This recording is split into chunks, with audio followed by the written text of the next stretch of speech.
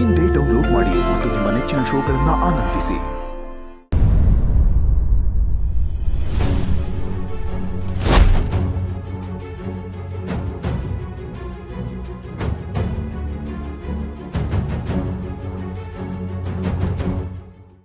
ಈ ಮನೆನಾಗ ನಿಂಗೆ ಜಾಗ ಇಲ್ಲ, ಹೋಯ್ತಾ ಇರು.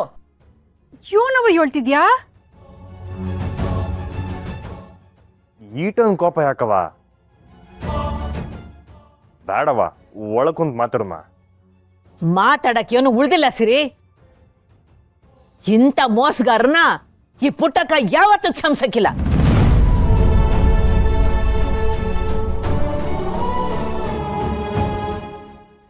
ಏನವ ಹೇಳ್ತಿದ್ಯಾ? ನಾನೆಲ್ಲವ ಮೋಸ ಮಾಡ್ದೆ? ಅವ ಹೇ ಮುಟ್ಬೇಡ.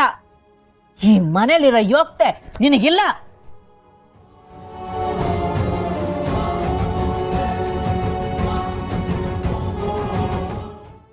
ಯಾಕವ ಈಟೊಂದು ಕೋಪ ತೋರಿಸ್ತಿದ್ಯಾ?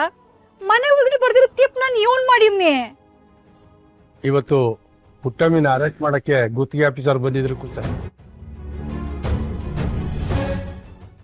ಹಾಗಾದ್ರೆ ಟೆಂಡರ್ ವಿಷಯದಲ್ಲಿ ಫೋರ್ಜರಿ ಆಗಿರೋದು ನಿಜನಾ ಸರ್? ಹೌದು. ಆಕ್ಚುಲಿ ಎರಡು ಮೆಸ್ನು ಕಂಬೈನ್ ಮಾಡಿ ಇನ್ಕಮ್ ನ ಜಾಸ್ತಿ ತೋರಿಸಿ ಡೂಪ್ಲಿಕೇಟ್ ಸರ್ಟಿಫಿಕೇಟ್ ಮಾಡಿದ್ದಾರೆ.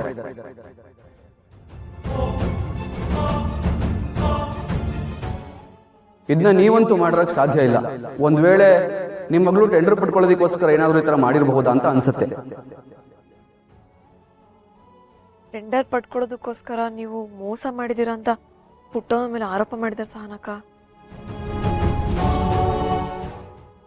ತಿಟ್ವಾಗ್ಲೂ ನಾನು ಮೋಸ ಮಾಡಿ ಗುತ್ತಿಗೆ ತಕೊಂಡಿಲ್ಲ ಕಣವಿ.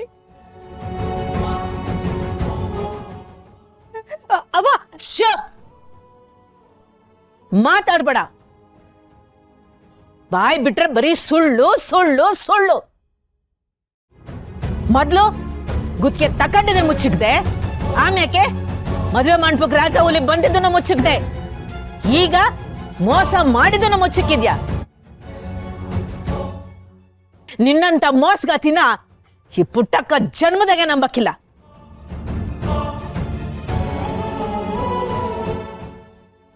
ಸಾನಾ, ನೀನು ಗುತ್ತಿಗೆ ತಕೊಂಡಿದ್ದು ಸರಿನೇಯ, ಆದ್ರೆ ಅದ್ ತಗೊಳ್ಳೋ ಬರ್ದಾಗೆ ಪುಟ್ಟಕ್ಕನ ಹೆಸರಿಗೆ ಮಸಿ ಬಳ್ದಿದ್ದು ಸರಿ ಇಲ್ಲ ಕಣವಿ.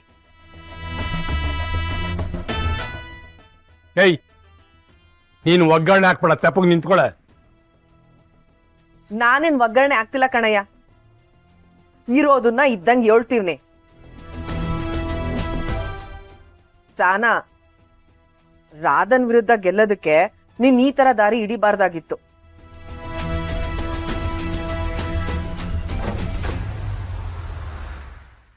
ಅವ ಇಲ್ಲೋಡು, ನನ್ ರಾಧನ್ ವಿರುದ್ಧ ಗೆದ್ದಿರ್ಬೋದು, ಆದ್ರೆ ಯಾವ ರೀತಿನೂ ಮೋಸ ಮಾಡಿ ನನಗೆ ಗುತ್ತಿಗೆ ತಕೊಂಡಿದ್ದ ಕಣವ.